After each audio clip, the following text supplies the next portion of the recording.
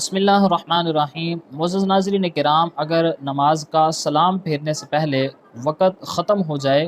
یعنی کسی دوسری نماز کا وقت شروع ہو جائے، تو ایسی صورت میں نماز کا حکم کیا ہوگا؟ دیکھیں، اس میں اصول یہ ہے کہ آپ اگر کوئی نماز پڑھ رہے ہیں، اس کے بعد اگر کسی دوسری نماز کا وقت جو ہے وہ شروع ہو جائے، اور یہ نماز آپ نے اگرچہ آخری وقت میں شروع کی ہو لیکن اسی کے ٹائم میں شروع کی ہو، اس کے بعد اگر کسی نماز کا وقت شروع ہو رہا ہو تو پھر یہ نماز بالکل جائز اور درست ہوگی۔ یعنی اگر کسی بندے نے ظہر کی نماز اس کے آخری وقت میں شروع کی، اور چونکہ اس کے بعد عصر کی نماز کا وقت جو ہے وہ شروع ہو جاتا ہے، تو لہٰذا ایسی صورت میں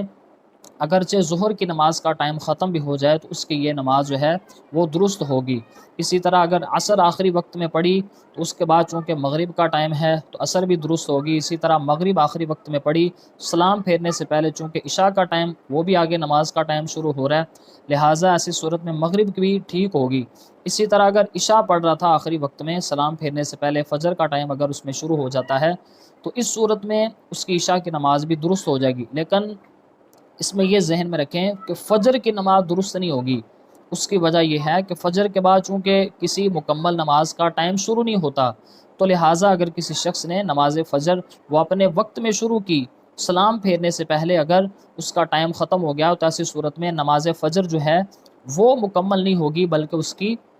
قضا کرنی پڑے گی۔ اور اسی طرح نماز جمعہ وہ اس کا حکم پنجگانہ نماز سے بالکل الگ ہے۔ اگر کسی بندے نے جمعہ جو ہے وہ ادا کرنا شروع کیا، نماز جمعہ، اور اس کو اتنی تاخیر کر دی کہ عصر کا ٹائم شروع ہو گیا، تو ایسی صورت میں نماز جمعہ جو ہے وہ درست نہیں ہوگی، اس لیے کہ نماز جمعہ کا حکم وہ نماز پنجگانہ سے بالکل الگ ہے۔ تو خلاصہ یہ ہے، اگر آپ نے کوئی نماز اپنے ٹائم میں شروع کی اور اس کے بعد کسی نماز کا ٹائم اگر شروع ہو رہا ہے، تو اگرچہ وہ نماز کا ٹائم ختم ہو گیا سلام پھیرنے سے پہلے، اس کے بعد چونکہ کسی نماز صحیح کا وقت شروع ہو رہا ہو، تو ایسی صورت میں وہ نماز بالکل درست اور جائز ہوگی۔